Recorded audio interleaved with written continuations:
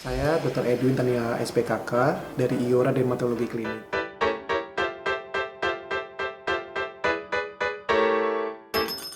Hari ini saya ingin menjelaskan mengenai scar.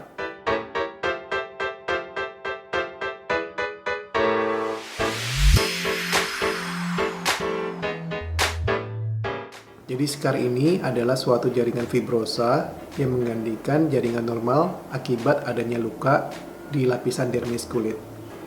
Dan scar ini ada 3 jenis yang utamanya. Yang pertama adalah ice pick scar. Dia bentuknya paling kecil namun biasanya cukup dalam.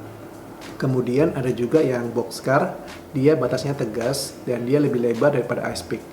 Kemudian yang paling terakhir adalah rolling scar. Rolling scar ini bentuknya paling lebar, bahkan dia bisa lebih dari 0,5 mili.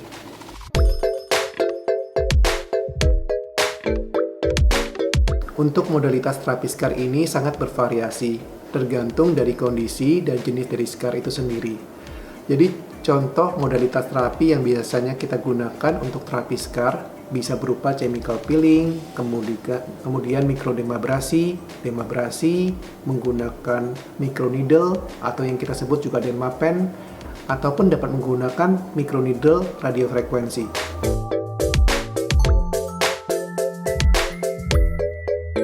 Jadi microneedle radiofrekuensi ini adalah suatu microneedle yang berperan sebagai elektrode untuk menyalurkan energi radiofrekuensi lebih dalam ke dalam kulit. Dan biasanya target utamanya adalah dermis.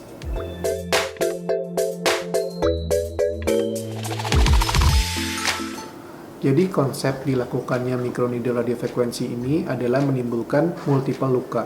Dengan luka ini diharapkan dirangsangnya berbagai growth factor. Kemudian juga ada penebalan dermal serta dapat digunakan untuk memasukkan serum lebih dalam ke dalam kulit.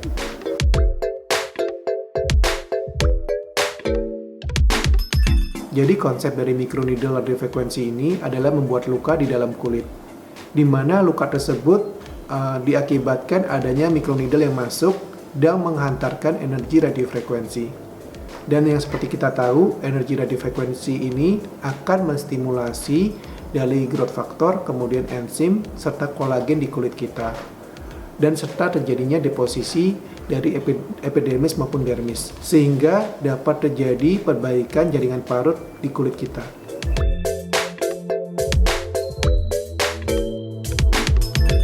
Perbedaan antara teknologi laser dengan microneedle radiofrekuensi untuk terapi dari scar.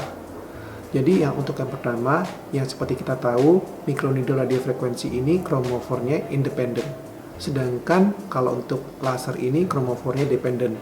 Sehingga resiko terjadinya hiperpigmentasi pasca inflamasinya lebih tinggi yang laser. Dan tidak lupa juga itu juga tergantung dari power dan kedalaman si laser tersebut. Kemudian yang kedua, kalau dengan microneedle radiofrekuensi ini kita sangat bebas sekali menentukan kedalaman si needle. Jadi kalau kita mau setting dia 2 mili, dia akan keluar benar-benar 2 mili secara tepat. Kita mau setting 3 mili, dia akan keluar 3 mili juga secara tepat. Namun bila kita menggunakan teknologi laser, maka kita tidak akan benar-benar tahu secara tepat berapa kedalaman dari si laser itu. Dan menurut penelitian, tingkat kedalaman si microneedle radiofrekuensi ini bisa mencapai sekitar lebih dari 3,5 mm. Sedangkan untuk teknologi laser biasanya bisa mencapai sekitar kurang dari 1,6 mm. Dan epidermal disruption-nya lebih tinggi yang teknologi laser dibandingkan microneedle radiofrekuensi. Dan itu sangat berhubungan dengan tingkat HPI si pasien. Dengan tingkat epidermal disruption yang lebih tinggi untuk laser dibandingkan microneedle radiofrekuensi, maka healing prosesnya juga lebih cepat si microneedle radiofrekuensi.